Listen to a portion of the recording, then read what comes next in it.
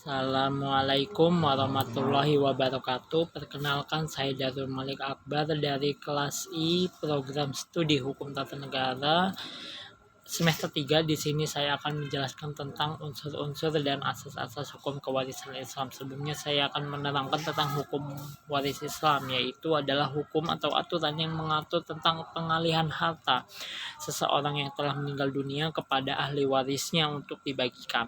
Hal ini juga berarti menentukan siapa-siapa yang akan menjadi ahli waris dan bagian-bagian yang akan didapatkan oleh ahli waris. Selanjutnya itu adalah unsur-unsur hukum waris Islam. Yang pertama itu ada pewaris. Pewaris itu adalah orang yang beragama Islam yang telah meninggal dunia dan meninggalkan harta warisannya untuk dibagikan kepada ahli waris. Yang kedua itu ada ahli waris. Ahli waris sendiri yaitu adalah orang yang masih hidup dan yang akan menerima harta warisan dari seorang pewaris. Ahli waris kerabat ataupun nasab terdiri dari anak, ibu dan ayah, duda dan janda, saudara, dan ahli waris pengganti. Selanjutnya harta warisan. Harta warisan itu adalah harta yang ditinggalkan oleh pewaris untuk dibagikan kepada ahli warisnya.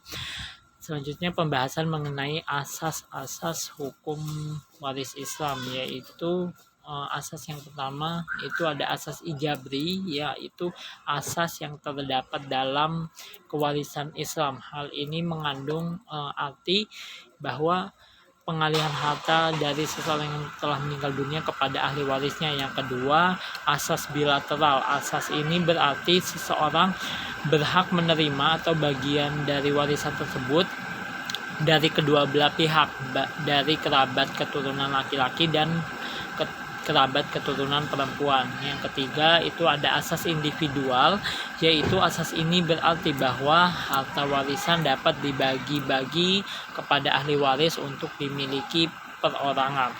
Selanjutnya itu ada asas keadilan berimbang. Asas keadilan ini berarti keseimbangan antara hak yang diperoleh dengan keperluan dan kegunaan dalam melakukan kewajibannya.